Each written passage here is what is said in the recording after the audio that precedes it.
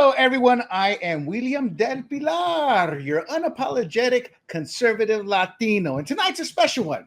It's our 100th episode of Fired Up Conservative Talk. It originally started out as just Fired Up. Then it just sounded so good. It was flowed so smooth. Fired Up Conservative Talk. So this show started sporadically, but once we locked in on the weekly rhythm, it's become Grumblings Media's second longest running show. And we're just getting warmed up. I expect another 100 episodes and beyond. And to top it off, as a marketer, we're going to be trying new and different things and pushing the show, advertising the show, getting different types of guests on the show. I've been doing that slowly, but I'm really going to be pushing that much harder now. And tonight, we're bringing back the original trio, myself, of course, and my co-host, the Jee-Man, better known as G. Mangani by his marriage certificate, and the always insightful and beautiful Miss Annette Ross, a prolific writer who I think she has another book coming out if it's not already out. So we're going to be mixing it up tonight. There's not going to be 2 or 3 big stories that I always end up trying to rush through at the end to get a few other smaller takes. Today, we're going to be hopping around. We're going to be hitting some of the headlines that matter, that you should be aware of as conservatives. And we're going to start with what's always been close to my heart. Voter fraud. It's not just theory. 250 ballots were mailed in an Amazon package out in Maine. Then we're going to talk Nick Sorter. He is a conservative journalist, independent. He was arrested in Portland by cops. He was seeking protection from Antifa. And Antifa, they were the actual agitators. They were the ones walking free. So much for this is when the libertarian in me comes out. So we are the Portland police. Then the FBI cut ties with the ADL, the Anti-Defamation League, finally calling out their bigotry. And to make it worse, we just talked about them a couple of weeks ago, over 2 to 3 weeks ago, over a couple episodes, about how these type of nonprofits, they massage their statistics to make it look like conservatives are the more violent group by flat out leaving out progressive violence, including Antifa. Then we're going to head on over to Larry Ellison's global digital ID push and what it means for you. Maybe nothing today, but Big Brother's looking over the UK shoulder at us for tomorrow.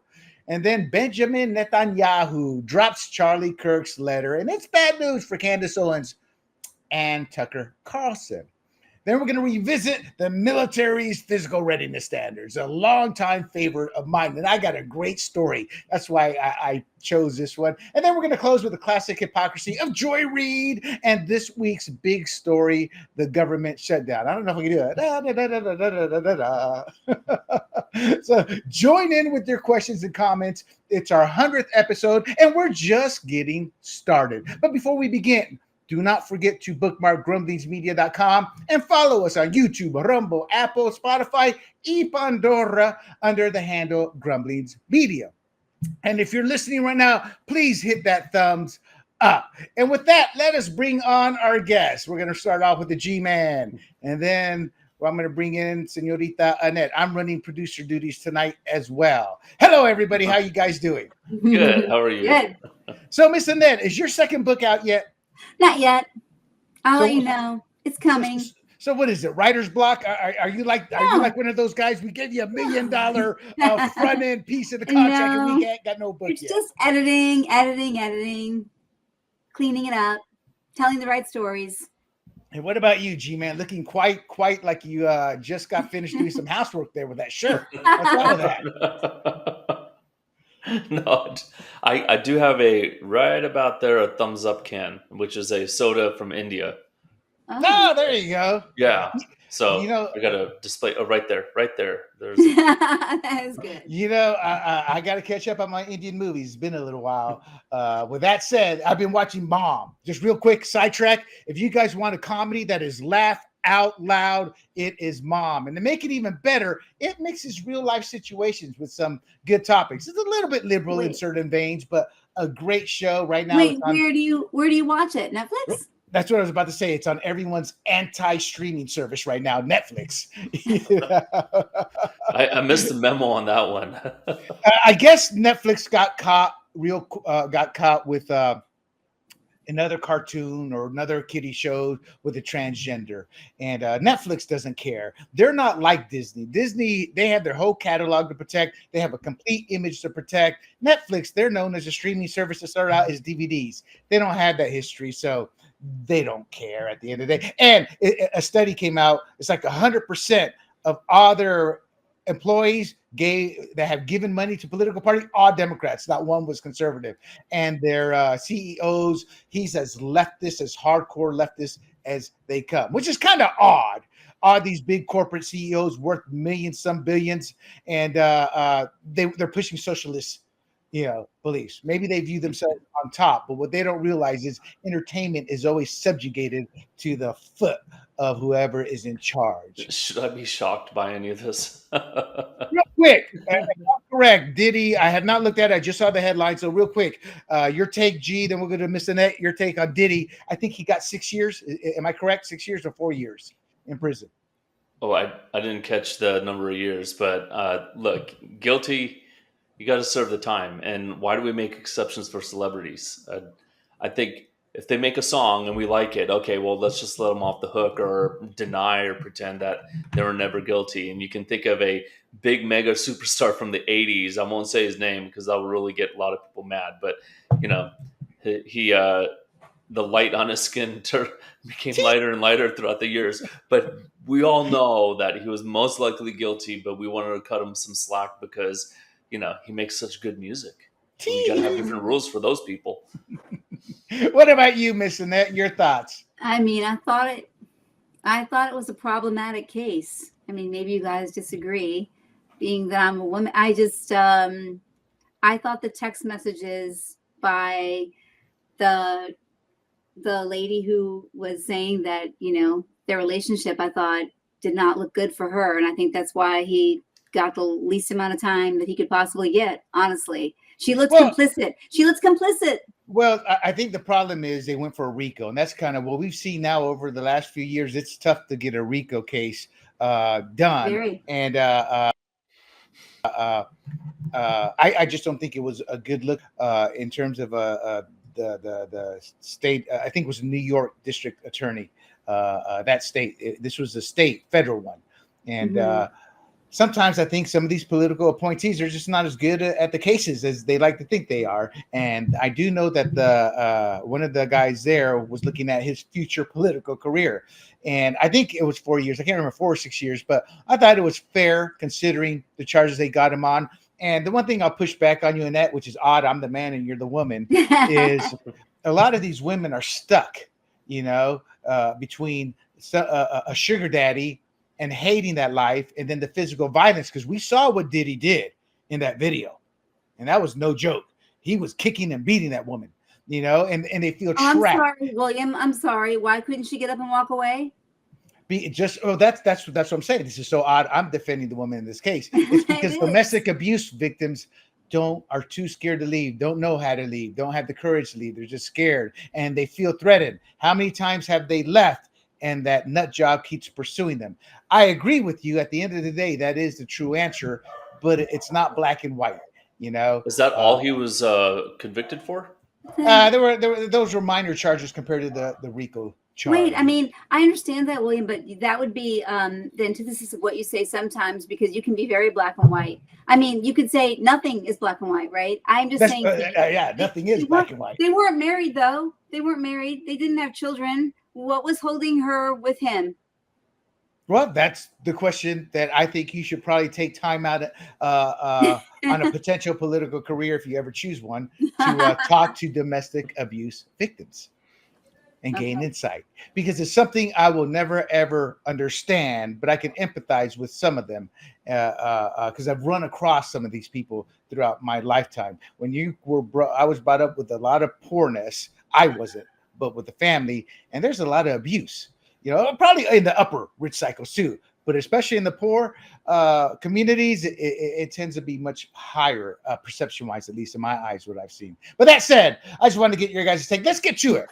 We've already chatted away here about 10 minutes. So the first topic is the Maine ballots illegally shipped incident. So recent incidents expose vulnerabilities in U.S. election integrity, including an unauthorized shipment of 250 ballots to a Maine resident. And that's a reminder that U.S. ranking in terms of our election integrity, we are ranking last in global election security, with Nevada at the bottom due to lax mail-in and harvesting laws. And to add to it, we just saw that Des Moines superintendent, who is an illegal immigrant, was found illegally registered to vote in Maryland. So these are just the latest examples with a reminder of how far our election integrity has fallen. G, let's start with you. What are your thoughts on this? No, so when you have the mail-in ballots, and this is what's so suspicious about 2020, you can never prove that there was fraud. But let's say in Pennsylvania, you get 3 million voters, right? And 1 million ballots were requested. So then well, if you get 1.2 million ballots back in the mail, that there's some fraud going on. There's something wrong, right? So that puts an upper cap on the number of votes that can be mailed in. In 2020, all 3 million ballots were mailed out. Everyone got a ballot, and the whole nation's swimming in ballots. So anybody could fill out any number of ballots that they wanted and just put it in the mail. There's no, basically parameters around, okay, well, you need to show up, you need to show ID or whatnot. So I think there's always going to be fraud until we can say you need to show up in person and vote. And even then, there'll still be fraud, fake IDs and all that. But it just wouldn't be as easy to do, right? So I've been voting absentee ballot forever now. I think it's 15 years now. If, God forbid, one day I'm gone, that ballot will still be mailed to me. And my mail comes to the post office. And if someone somehow gets that, they could cast a vote on my behalf. There's no checking like, hey, are you still alive? You still there? I mean, if you want an absentee ballot, maybe you say, okay, send a ping and go, just want to make sure you're still alive, because if you're not, someone else is voting for you. So this just proves that one person, 250 ballots. I mean, it's very easy to do. And, I like the Iraqi system. Put the finger in the pink ink or purple ink, and you voted that day, that one day. Yeah, no, I think the one-day balloting, the one-day voting is the best way. Annette, so the picture we're looking at is the 250 ballots. The backdrop picture is the box that came in, and that is the actual instructions. Detectives were called upon the scene, showing the seriousness of this. The problem here is this is Maine. Maine has dirty voter rolls, and they're refusing to submit them to the DOJ for inspection.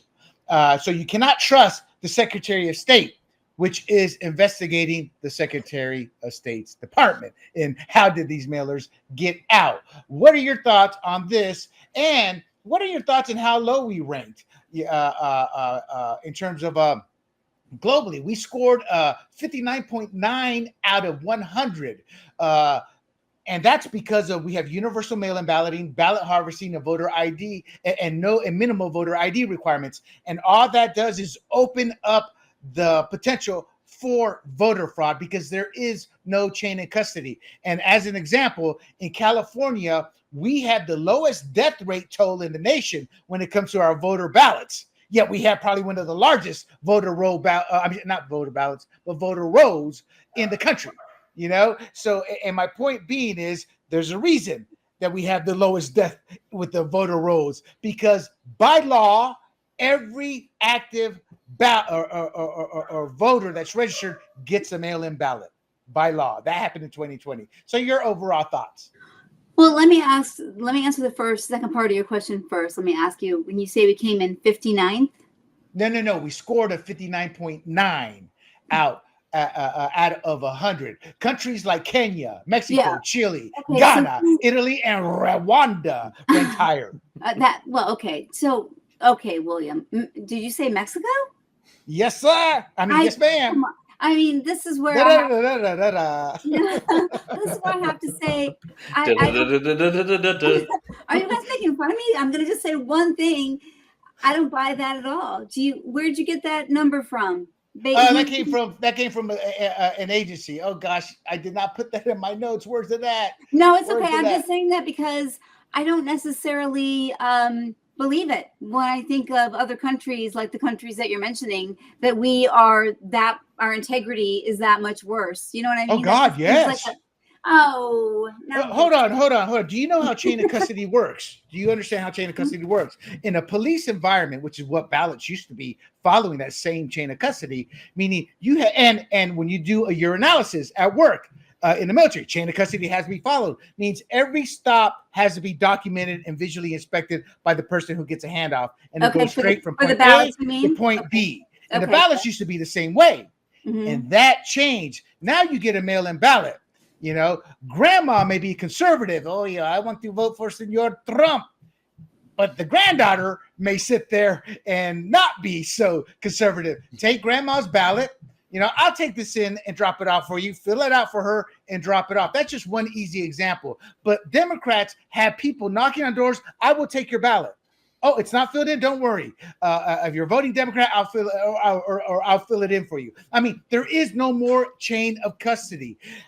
In Nevada, which is ranked dead last, a bunch of races the Democrats squeaked out after many, many weeks at less than 1% victory. We've seen in California over and over. Oops, I'm sorry. Hold on.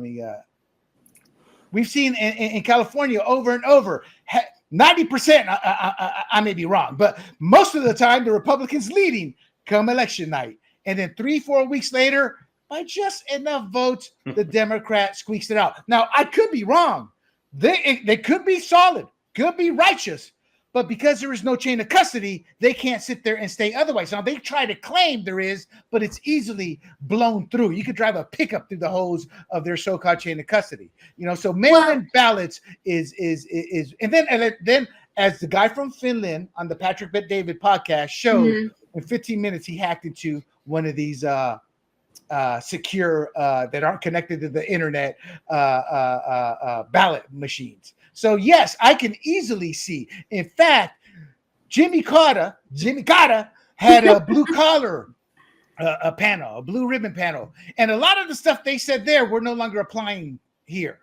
You know, in fact, the standards Jimmy Carter would use as he went around the world to make sure they have fair elections, he threw out the window in 2020 when he said, this is the most fairest election I've ever seen. But by then he was, Well, as G said, though, you can't know.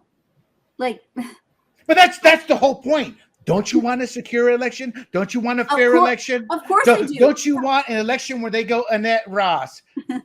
Yes, you are Annette Ross versus do you need this happened to me. I went there to show my ID. Oh, you don't need to show me your ID. That's when it hit me front and center. I mean, I had read about it, studied it for years and years, but sometimes it's like a slap in the face when you actually see it. You know, I go, well, how do you know it's me? Yeah. So yes, I believe that because, and it's getting worse. Kamala Harris, all the states, 7 states she won, that were no ID. Now people say, oh no, but you have to have ID. Some of those states are, you got your ID? No, I don't. Oh, well, that's okay. Just fill this out and sign your name, but you can still vote in the meantime. So the ballot gets in. And as we learned in Michigan, I believe it was Michigan, with a Chinese national who got busted illegally voted when they asked about, well, what about his ballot? Oh, we can't pull it out. It's in the system. As Jamie Miller, former guest star on this show, who was part of the Florida, right? Yes, who was part of the Florida recount, the Republicans quickly realized they had to stop the counting because once the sham ballots were being thrown in, they couldn't be pulled out, and that's what the Democrats wanted. You know, because and even that is true. You can't yes. pull it out because what if the guy said, "Well, I voted for Trump." Now you go look for a Trump ballot and pull that out, -1, right? That's but maybe right. he voted for Kamala, so now in effect he would get 2 votes, right? The one he illegally casted, and then the one that he had pulled out because he's lied and said I voted for Trump. So yeah, you can't pull it out. And if someone had filled out these 250 ballots in Maine, which ballots do you pull out? Is it for the exactly? Democrat, So let's move on. Let's keep moving on here because we're getting bogged down on one topic here. So and to further my point, and then you can respond to this. Hey, Mr. Ian Andre Roberts. originally from Guyana, now living and working in Des Moines with the help of progressives who did not turn in the information that they needed to, which would have blocked them from getting the job. And remember, real quick, they say, oh, these illegals, they're doing jobs Americans don't want. Do you know any American that would turn down a $300,000 a year job that's a working class American? Yeah, so don't give me that. Anyway, he could vote in Maryland, illegal. He was supposed to be deported out. So voter fraud is running more and more rampant. They've got CDLs, commercial driver's license, being given out in California, and I forget whether state, maybe Pennsylvania, I can't remember, that has no name license. But that's the trigger event to get a mail-in ballot sent as well. Yeah. So yes. But first of all, can I blame the school board for that guy being a superintendent? I mean, it doesn't matter who you blame. He's in the system and can vote. No, but also, okay, but William, just to give you, I mean, I know it's anecdotal, but some of these things are anecdotal as well. I mean, do you know what it took for us to get my daughter a California driver's license when she lost hers? It was a crazy rigmarole.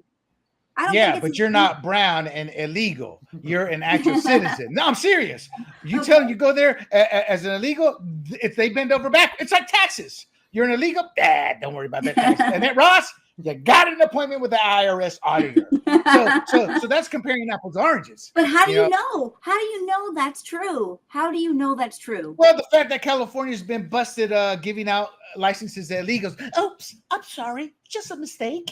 Or the CDLs or Mr. Guyana there, and as G said, you get all these millions ballots sent out to everybody. As we've seen reports of 24 ballots sent to one home. It turns out there's 50 illegals putting their addresses there. It doesn't take rocket science. And here's the thing that bugs me about progressives. Well, where's the studying the data? Well, there's actually not been a big time study to show this. It's all a study here, study there, but there's enough studies that have proven voter fraud is happening. And voter fraud is not new.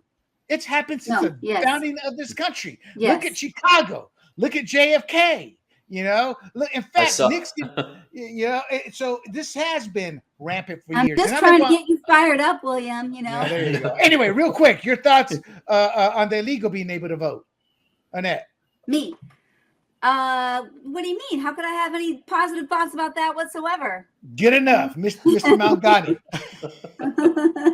No, I one more thought on the illegal voting. I mean, just that's terrible that someone like that. I mean, people on the left, like Kelly Osbourne, will say, "Oh, well, no one's going to take the job. No American's going to take the job picking vegetables." Right? That's the argument. Like that's too beneath Americans, so we need to let illegal immigrants come in and do that dirty work for us, and that's the left's work, or that's the left's line, and I hate it because you look at this, and it's now a job that many Americans would love to take, and this guy's taking it. And I don't know all the circumstances or whatnot, but if you're a superintendent, I think you should be here legally. You should be here legally, able to work and have a Social Security number and all that. But here's the other thing. So going back to the voting, I saw this clip on CNN, and it was Scott Jennings with some other woman, I forget who she was, as a guest person on the show. And he basically said, like, there is voter fraud in America. And she goes, no, there isn't. There's no voter fraud. And he goes, yeah, look at the news report. There was one right there. And she goes, one. That's it. That's just what. And it's like, wait, you just said zero. This woman, a Democrat, just said zero, and now concedes there was one.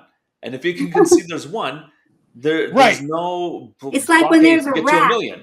Well, here's the bottom line with that. Here's the bottom line with that is that's up to. So that's tried to. I've had that from family members and political discussion. And I've said, stop. I'm not letting you move the goalposts. Stay focused on this, and that pisses them off even more. But then it's not that I've defeated them. I've corralled them, and I won't let them.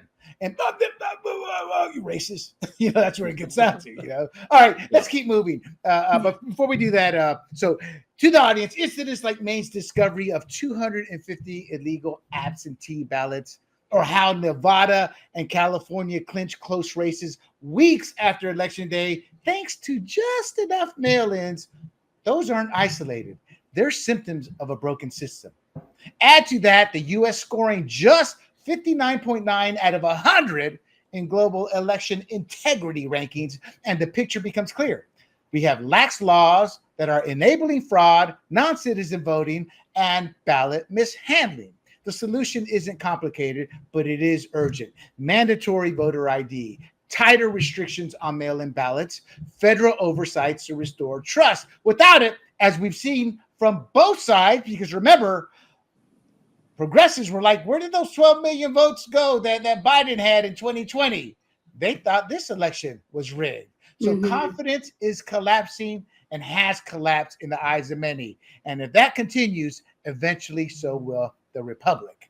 All right, guys, let's get into it. We got to speed this up a little bit more. So conservative journalist Nick Shorter was arrested in Portland while reporting on anti-ICE protests. So conservative journalist, he's an independent journalist. He was assaulted by Antifa protesters while covering anti-ICE demonstrations. He went to the police for protection. And you know what? The police sat there and arrested him. You know, so let me play this video here for everybody here. This is Nick Shorter in action. Fuck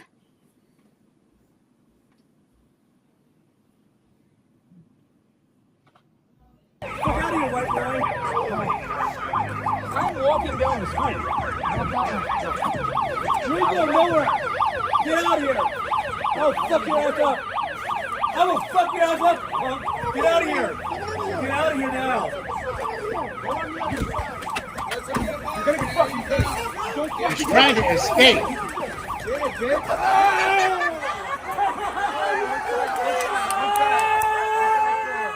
Who's that light? I'll fuck it up. I will fuck you up. I will fuck you up. Yeah, get back to work. Punk. And that's him getting arrested. Whoa.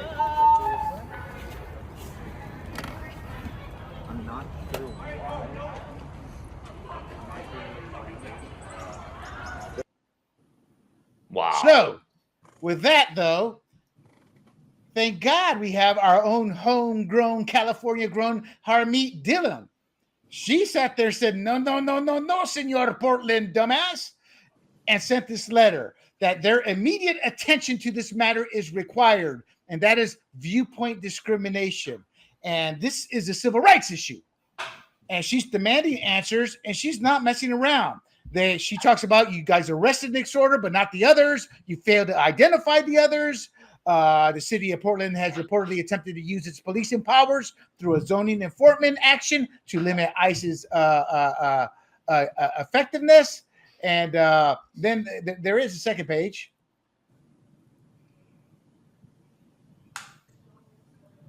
And I hope you guys can see that. It's they want the unredacted material. They want recordings. They want the incident reports. So what happened is Obama did this by abusing his power to take control of federal precincts through federal regulatory or authoritarian type powers, meaning they had to do certain things. And it was an abuse. The difference here is, as we see with the video, he went to the police for protection, and he's the one who got arrested. Now, there's also, I don't have it, but a female reporter had a massive black eye by Antifa. They did nothing to protect her. So I think this is the beginning of the end for the police department in Portland in terms of how they run. Your thoughts, G and Annette? Yeah, I mean, the bias is clearly terrible over there. I did see the woman, and she was on Jesse Waters' show. I believe that was the same person. And yeah, I mean, it was more than a black eye. I mean, she looked pretty tore up, but she was still able to do a news show. I believe it was that night. And I mean, kudos to her. But the police need to protect the victims. Yes. And they're victimizing the victims because of a different political belief. I mean, we don't know that for sure, but I mean, that's what would make sense. And especially they had video evidence that this guy was actually being assaulted by the Antifa guys. I ran into some Antifa guys back in 2017 in downtown San Diego, and they did not look friendly. I mean, I didn't stick around because, look, there's no reason to get beat up for nothing. Yeah. I was just in the area, and I don't want to get caught up in what they were going to do. But They didn't do anything, but they were wearing the masks. I'm sure these are the same people telling ICE not to wear masks, but they're wearing masks and hoodies and Yep. trying to remain anonymous. So terrible by the Portland Police Department. Terrible. Oh yeah. I'll be honest, G, in that situation, my over a decade of martial arts taught me one thing: run. Annette, your thoughts? I mean, isn't Trump sending in the National Guard there? Yes, they had just not arrived yet.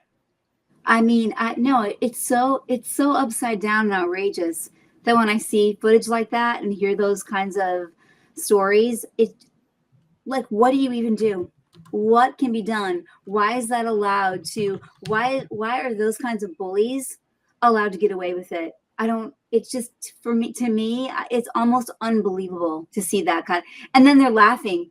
They're like making fun of and just, it's just, I don't know. I get it.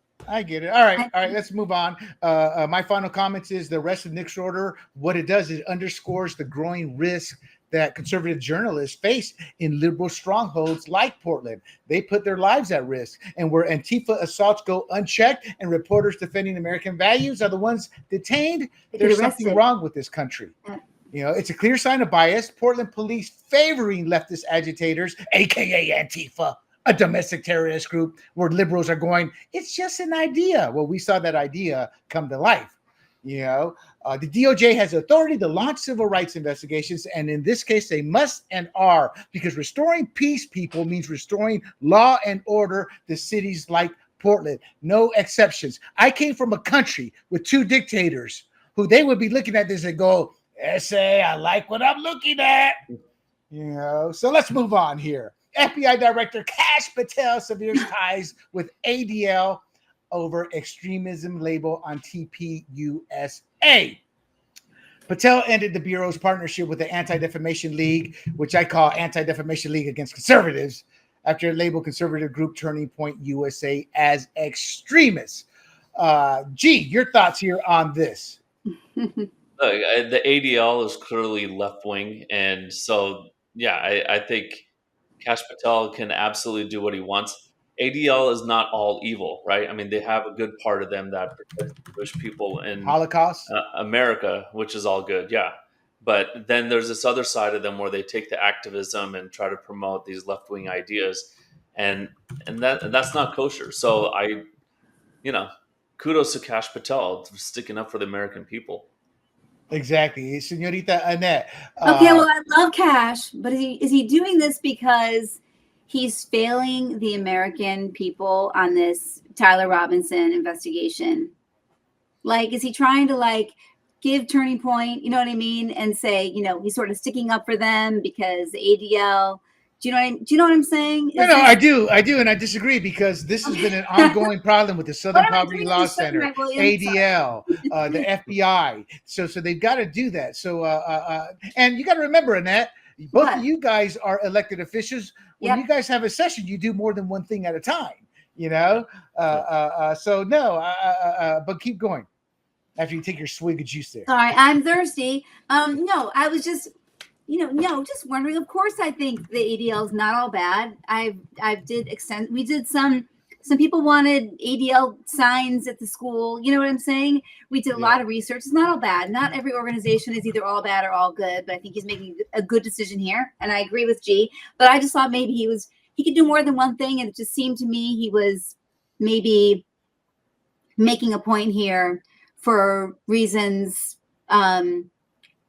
to make some people happy that are frustrated with him about the case. Right. No. I will say what the frustration goes to some of the conspiracy theories that are coming out, right? And that hold on, G. Before you respond, let me put this out there for you, so you can respond on this too. So the ADL accused Kirk of promoting Christian nationalism and making problematic comments.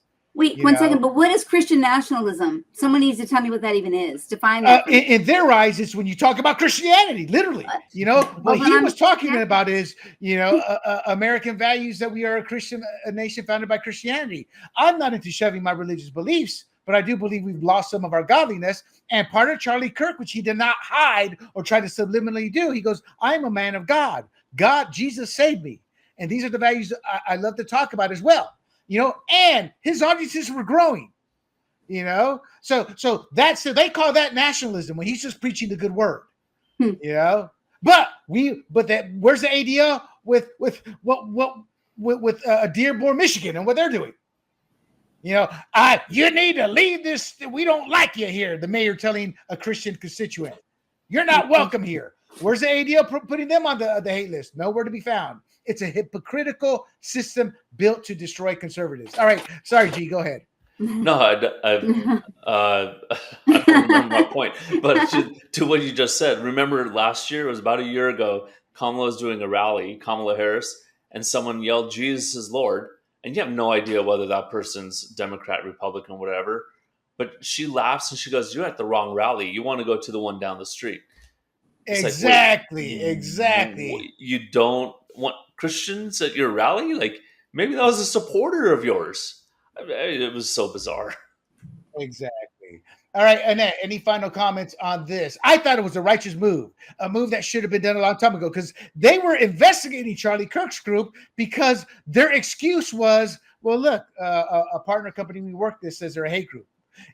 This group was giving our DOJ the permission. So when they went to court, where we had legitimate reasons to go in because of this report by this group we partner with. See, that's what corrupt governments do. They wash their hands. So it wasn't us. This is a report from a legitimate organization. Final thoughts there, señorita. I mean, I'm more like stuck on the Christian nationalist, title now that they're using to describe just like a true Christian belief and value system. You know what I mean? So they put the nationalist attached to it to make it seem like it's some sort of angry hate group or something. I mean, it's a really strange way that they're, the image that they're giving by that phrase, I guess. You're absolutely correct. They've made Christianity right now is outside of Hindu, Buddhism, and a few others like that but out of the main religions, it's probably the most non-violent. We had our day of violence, but we evolved. We're no longer involved outside of the Pope, who I loathe, which we won't get into. Wait, you don't like Pope Leo? I never did. We had a long conversation on Pope Leo. Check it out, people. It's in the previous podcast. I give you my reasons of why Pope Leo's not a good guy. I can't believe you didn't have me on for that. Okay, William. I did. We had a whole episode on it. Where the heck you been at? Okay. But I mean, you haven't. He's not had a lot of time yet for you to really. He'll never have enough time. His past will never allow that. That's like that to me. Pope Leo is like saying, Chuck Manson. He's not such a bad dude, William. That's how I view the Pope. William, the whole litany of Christian saints is about people who change because of God. That's what it's all about. So if he's really truly when do people change after a hardship has befallen them? Yeah, that's the only thing that's a catalyst for change in your opinion. No, that's how most people. I said, how do most people change? When there's been a hardship befallen them. Yeah. When you've been covered up and moved around to protect you, you have no reason to change because the system's protecting you. That's also true. I don't disagree with that. The audience doesn't know what we're talking about, so let's move on. So, any final comments, either one of you on? Well, I do have a question for Annette, because this goes back. I remember what I was saying now. So you were talking about Kash Patel not producing or dropping the ball on Charlie Kirk, right? Yes. Are you referring to the conspiracy theories that there are possibly other shooters? Because I see a lot of chatter around that going on out there. I'm just referring to, there's a lot of questions that are lingering out there that they're not really talking about to give us clarification. As a matter of fact, I tried to look it up just yesterday to see if the Tyler Robinson had actually confessed. I mean, early on they said he had confessed. He has not confessed. And right. I looked but that doesn't mean. That doesn't mean anything. It means there's some things that why hasn't he well, then they said he did. Did he? Once you lawyer up. He didn't confess directly to the police, but his own dad turned him in. Yeah, right? and not only that, because he confessed to his dad. And I would never turn in my son, even if he confessed. So, I mean, kudos to that guy. But I don't believe he necessarily was the only one he was the only shooter. I mean, I looked at all the evidence that is available. But as far as him being the only one knowing, I believe at least 10 to 15 to 20 people knew. And I'm Gotcha. talking about his little group online that he would chat with saying, hey, I'm going to go do this. And they knew, and they started tweeting, hey, watch the news tomorrow. And it's like, wait, you're an accessory because you knew something was going to happen, and you're bragging about knowing, having foreknowledge, and not notifying the police. So, I believe Cash is looking into that as well. But yeah. They've already disproven some of the video too. This exploding by some different angles as well. So we don't know. And Israel's not guilty of everything, as we're going to talk about here in a second. But let's move on. And to refresh the audience, look, severe ties with a group like the ADL. They're what I call a hard left organization, and they've been known for falsely labeling conservatives, as we see with Charlie Kirk and TPUSA. They only believe in biased branding, pushing what progressives want. So this also shields us from government surveillance funneled through a partisan group disguised as nonpartisan. Not just the ADL, the Southern Poverty Law Center as well. So moves like this may help curb federal overreach, but the deeper issue remains, people, a government that targets conservative voices while letting groups like Antifa and BLM operate unchecked. The Constitution says we're all equal, but this government doesn't act like it, especially towards those who think for themselves, those who believe in freedom, and those who reject a state that plays God. Because I know who my God is, the big man upstairs. Not Biden, not Obama, not Congress. All right, let's move on. Oracle's Larry Ellison proposes AI surveillance and centralized government data. So, guys, I just want a couple of takes on this one, but I want to show you guys the video here. Let me get that up here for the audience. This is Larry Ellison, and I edited it up here just because it was long, so I wanted to cut his points, but I haven't altered it in terms of what he's saying. Your body cams will be transmitting that. The police will be on their best behavior because we're constantly recording, watching and recording everything that's going on. Citizens will be on their best behavior because we're constantly recording and reporting everything that's going on. When you come to government and what government's doing, there are artificial intelligence tools, and some of them I know that Oracle have developed around financial management for government, but also... Oh, I'm sorry, guys. I pulled up the wrong one. Let me get the correct one up. But G, your quick thoughts on us moving towards a digital society. I'm a tech guy, right? So I think we push forward with progress. I was happy when I could put my driver's license on my iPhone, so it was one less card I could carry around. So there's different aspects to that. But then when you talk about centralizing all these feeds out there and information sources into one, so some guy can do a query real quick, that does scare me because things can be fabricated. And it's just like Minority Report, right? If you ever watched that movie where Tom Cruise, it's like Gattaca. Yeah, Gattaca.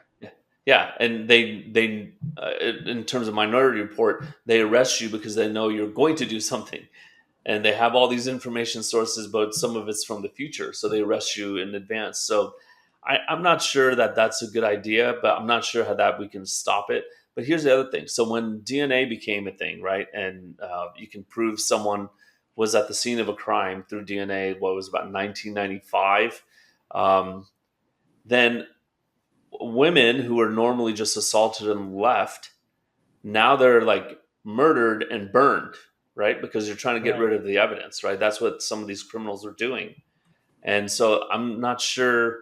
I mean, I'm sure there's less assaults, but I think the fewer assaults that there are get more deadly because of that aspect, because it's easier to find out who you are. That's the problem. Correct. Okay, Annette, I got it. Let's listen to it before your comments. Mm-hmm. Be on their best behavior because we're constantly recording and reporting everything that's going on.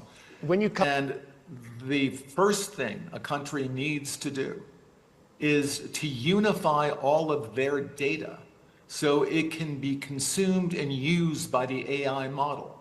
You have to take all of your healthcare data, your diagnostic data, your electronic health records, your genomic data. We have to take all of this data we have in our country and move it into a single, if you will, unified data platform. We need to unify all of the national data, put it into a database where it's easily consumable by the AI model, and then ask whatever question you like.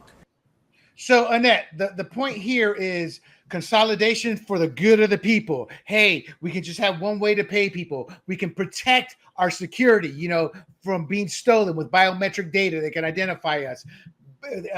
But it's also bad. It's Big Brother watching. And in China, they use this to monitor how much you're online, what you're watching online, all kinds of stuff. So what are your thoughts? Do you take the good with the bad here? No. I mean, that sounds like hell to me. That sounds absolutely horrifying. It feels like I'm watching a science fiction movie. Like, who is that guy? I'm sorry. I haven't even heard of that guy till right this minute. That's Larry Ellison. He is the founder of Oracle, one of the richest men in the world. He's going to own TikTok. He owns a bunch of other social media platforms. No, but does he think that that's something that he wants to live by too? Would he have to be? No, Annette, you hit it on the nail. Oh, that's why I'm on the show. I guess. They're above the system. They don't have to live by those rules. That's the age-old storyline in every great dystopian movie. Well, that's why it sounds so horrifyingly scary to me. Because exactly. I feel like what would happen is someone could take that data and then they can make like sort of what G was saying, like projections, but they might even make a projection on like, I'm not as healthy as someone else. I'm not worth saving over somebody else because I have this sort of genome. Do you know what I'm saying? Obama said that early on in his campaign. Well, what happens if my mother, she's suffering from this debilitating disease? And when he wanted to do the Affordable Care Act, Obama said, well, tough decisions got to be made. That's pretty much in essence what he said. Made big news, but the media, as they always do, whitewashed it. And if you brought it up, racist. That's how they downed that, but it's out there. Real quick to the audience. The reason we're showing this is the UK is trying to implement digital ID. And overnight, they had like over 1.2 million signatures stating, go to hell. We don't want this. But Larry Ellison is funding Tony Blair's Institute a few years ago of 130 million plus 218 million pledge to push the UK digital ID. I don't trust Larry Ellison. I don't trust any person who is above the law. And those are all those elite, those billionaires, or rich people, the politicians, because it's do as I say, not as I, whatever the saying, not as and I. So basically he just buying Tony Blair out. Well, no, he's pushing what Tony. He's pretty much when they talk about the shadow government or the shadow globalists. Yeah. That's an example of how it works. He's pumping the money, pushing the agenda, and the face of it right now is Tony Blair. All right, let's keep moving, people. Let us talk Charlie Kirk's strategic letter to Benjamin Netanyahu, countering anti-Israel sentiment in America. And Annette's Charlie Kirk theory. No, I'm kidding. So, conservative activist Charlie Kirk wrote a letter to Israeli Prime Minister Benjamin Netanyahu. And his goal was to propose ways to combat growing anti-Israel and anti-Semitic trends on U.S. social media, especially among Generation Z. And Charlie Kirk, to remind people, is the founder of Turning Point USA. It was a letter sent May 2nd. It was expressing deep concern over the eroding American support for Israel. Kirk warned that Israel was losing the information war and that Israel needed to fill voids on platforms like X, urging a communications intervention, building a rapid response team, cultivating pro-Israel experts for real-time fact-checking. He suggested creating an Israeli truth network, promoting social media posts about everyday life in Israel through diverse voices, as well as sending released Gaza hostages on U.S. speaking tours. What Charlie Kirk was saying is, this is what we need to do to help you guys start winning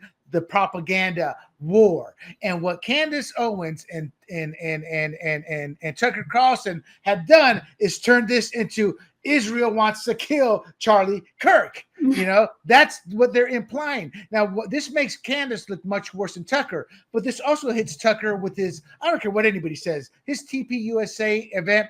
He was describing the Jews killing Jesus and aligning that with the Jews having killed Israel. I watched Patrick Bet-David a lot, love that show, but those guys were totally wrong because they like Tucker. Well, that's not what I saw. That's what Tucker was saying. Candace was actually saying there was stuff in this letter that was detrimental to Israel.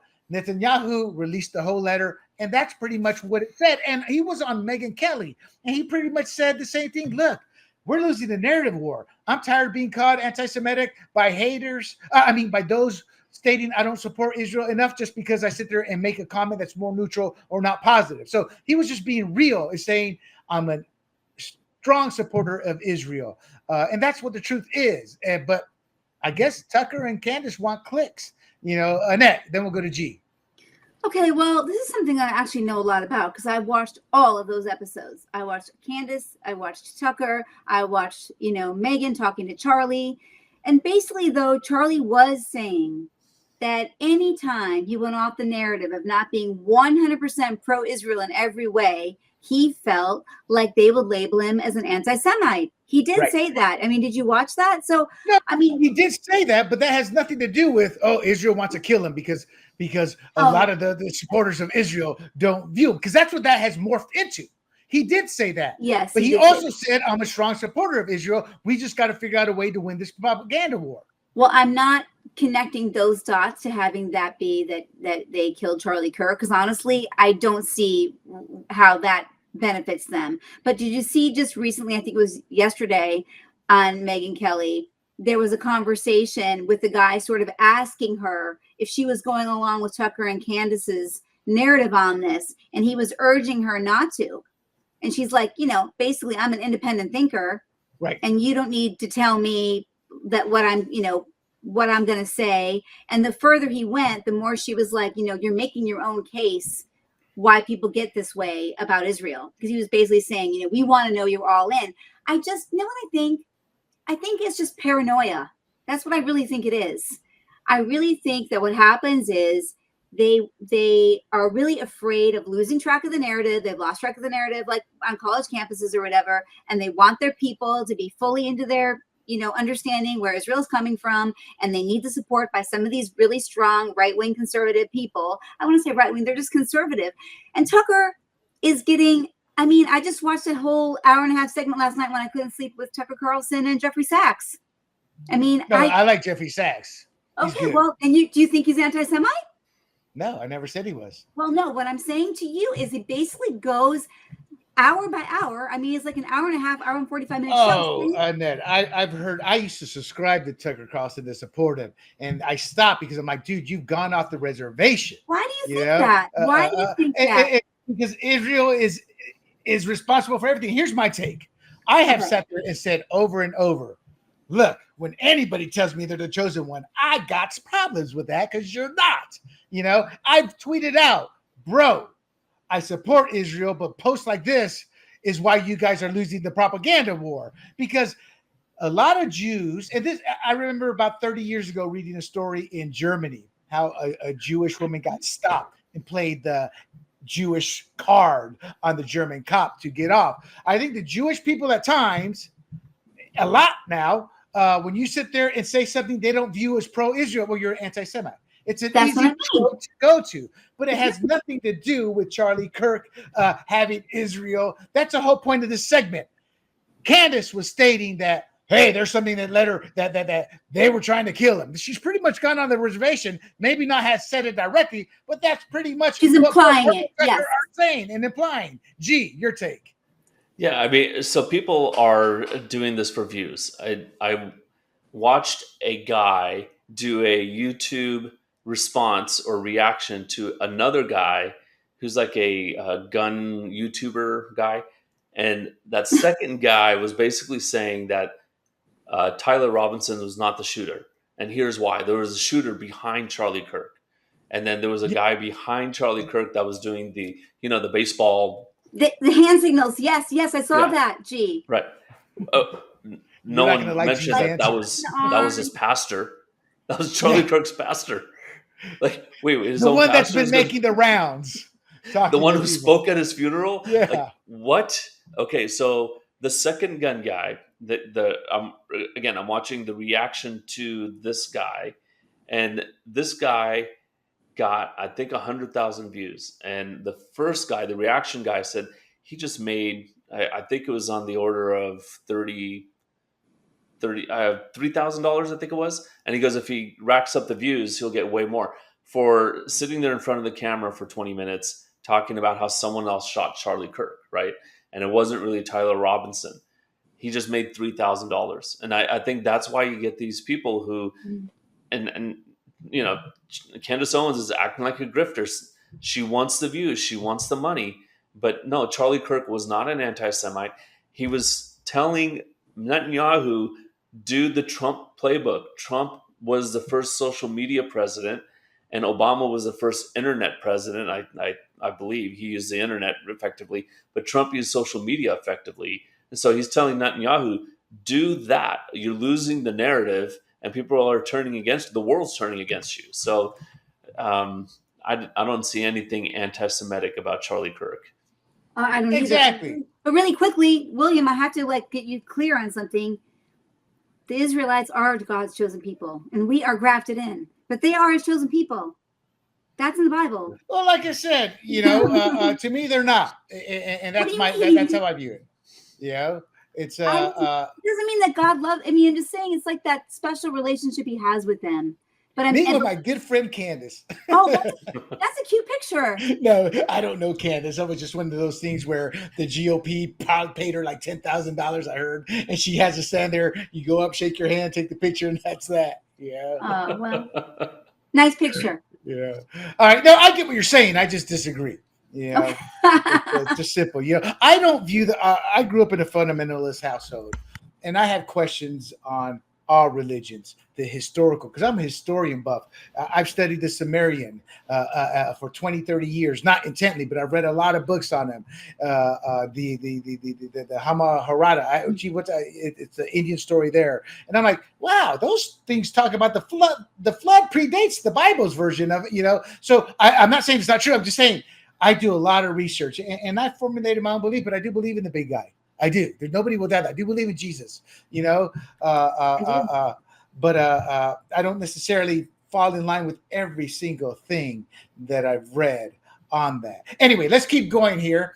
And the Secretary of War, Pete Hegseth, my man Pete, announced new military fitness mandates while criticizing fat troops, specifically the fat generals. Real quick, Annette, your thought on this? I thought it was phenomenal. I thought it was great. I mean, I thought it was a little bit interesting that he flew them all in for it. I don't know what you guys think about that he brought everybody all in. And was that a bit of an extreme thing to do? But yes, I thought so for that. For that it was, I thought. But then again, he wanted to make a point. He was making a point. Exactly. And that's what I was going to say. And I thought it was message received. You got the memo. So exactly. It's great. Gee. Do glazed donuts come in MREs?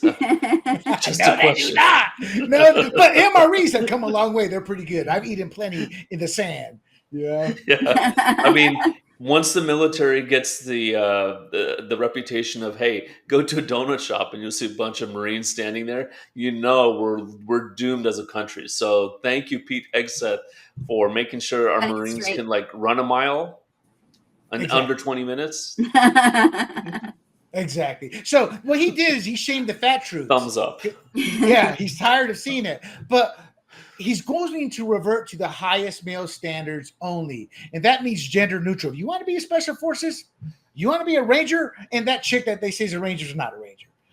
We're not going to lower the standards. And that's what all these groups want him to do. And this has been going on since the late 80s and early 90s is when all these changes began, not just the military, but also with law enforcement. And he's just saying, here's our standards. You're going to have to live by. But so I was the PRT coordinator at a command. And I was in shape. I mean, you could bounce a freaking quarter off my abs. You could see on my six pack. I think I got one picture of that era, and my friends would see it like, damn, but I was fit. So I was charged as the PRT coordinator, and those guys hated it. I can't even remember. It was 35 years ago when you do the 6 inches off the ground and you do the little flutter kicks. So they hated the workout I was putting them through. So on like the third day, it wasn't like every day. It was like 2 or 3 times a week. So on the third day, I think it was early the following week, I went in to go lead, and one of the LPOs came, dude, you've been fired. They found somebody else to replace you. Why? Because I told my command, my department head, he said, what about this guy, this guy? They were all fat ass NCOs, non-commissioned officers. That's E7 to E9 enlisted, and all the officers are like department heads. I wasn't going to let them off the hook. And they knew come to PRT, I'm going to fail you if you don't pass. So they fired me. It happens all the time. So I applaud that. The military has one job: kill people. Win a war, kill people. It is not a social experiment. So my take is simple. Pete Hegseth's push to reform military fitness standards brings us back to what the military was built for: merit-based readiness, people, and combat effectiveness, not woke distractions. We've had 2 generations of social engineering. And Hegseth, he's restoring discipline, and he's preparing the troops for real-world threats.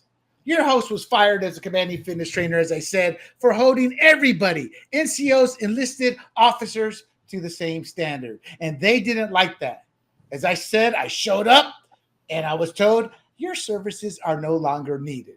So this reform exposes the hypocrisy of those hiding behind rank or gender.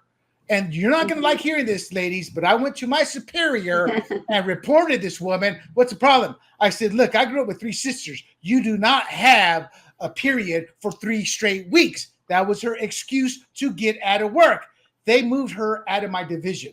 I was temporary there. I was in charge of the division, and they moved her out because they knew I wasn't going to accept that. I was going to write her up. So a fighting force must be fit and not coddled. Real quick before we move on, and as a woman, I have heard that, and other men can tell you about the women and that situation. What are your thoughts when you hear somebody bring that up? Do you get offended? You're like, oh, it has happened. I mean, what are your thoughts as a woman? No, it's a great relief to me. I mean, I think that just makes perfect sense. It'd be like me trying to be a firefighter and trying to save people and carry them. I mean, it's just got to be realistic in terms of what can be done in the role. And right. And there should never be some sort of substandard.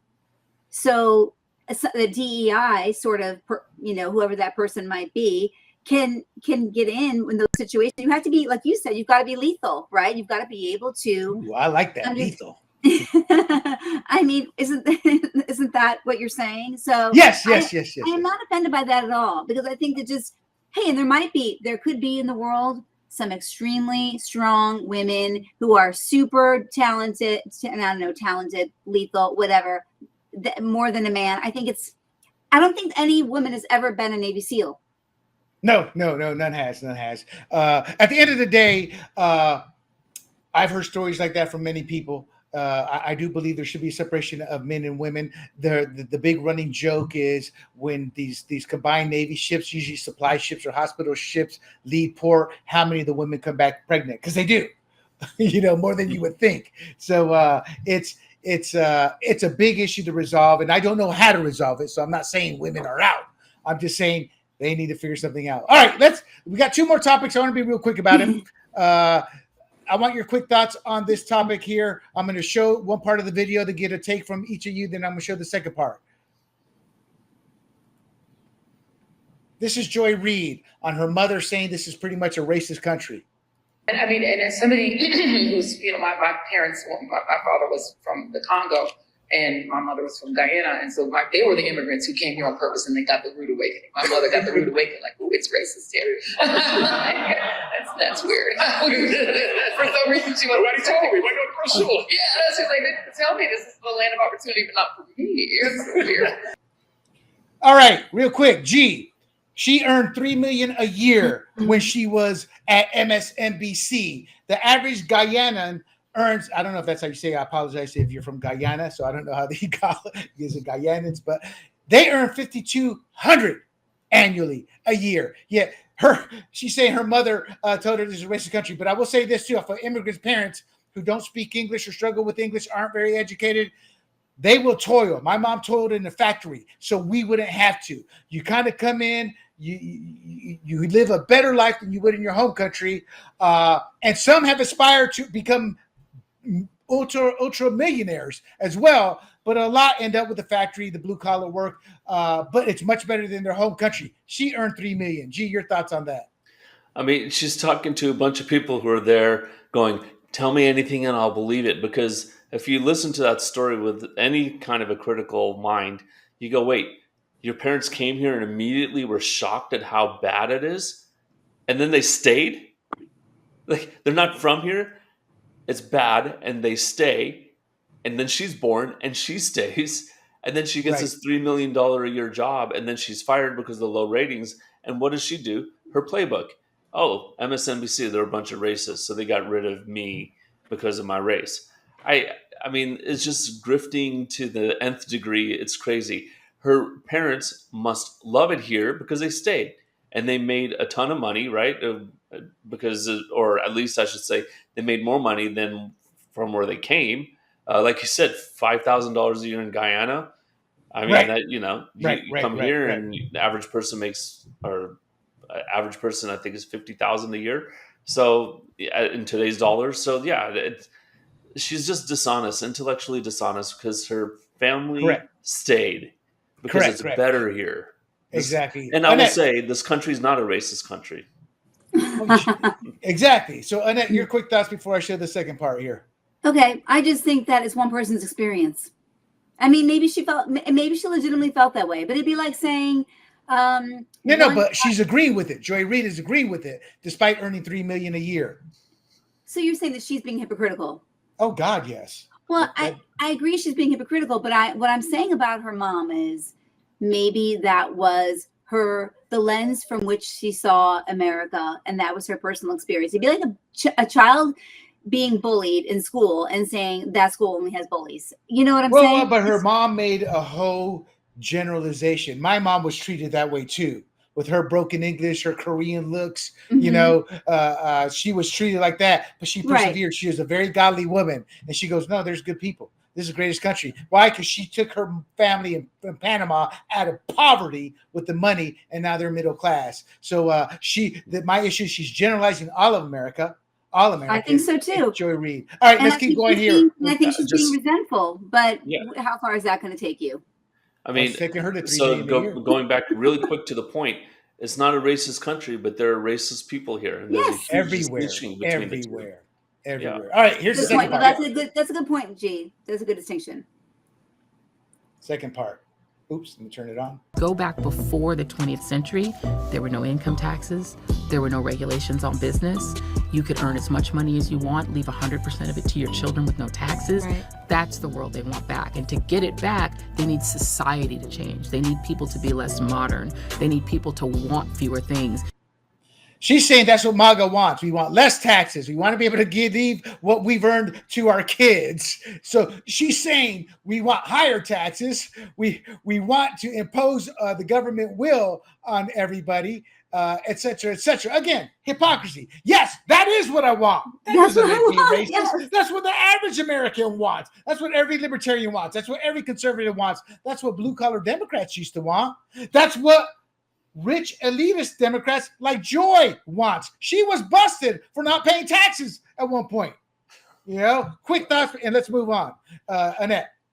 That's 100% what I want. Totally agree with everything she said. G. I remember in the 90s, Rush Limbaugh saying, listen to what liberals say, a tax cut, what the cost to the government is to let people keep more of their own money. They think they own your money. And when they control you economically, they've controlled you. It doesn't matter what freedoms you have to in the bedroom or whatnot. They control you economically. They control you, period. Exactly. And going back real quick to the digital ID in Vietnam, they locked out like 80,000 bank accounts because they didn't get the biometric stuff done. And that's how they control you. That's how they will control you. All right, let's close this out. So Joy Reid's rise from immigrant roots to a $3 million a year role at MSNBC proves the opportunity America offers. And as G says, we're not a racist country. That success directly contradicts her narrative of limited access and systemic oppression. And the irony, she vilifies the very country that elevated her, while conservatives are smeared for defending those values that made her rich. Let's not forget her past homophobic blog posts.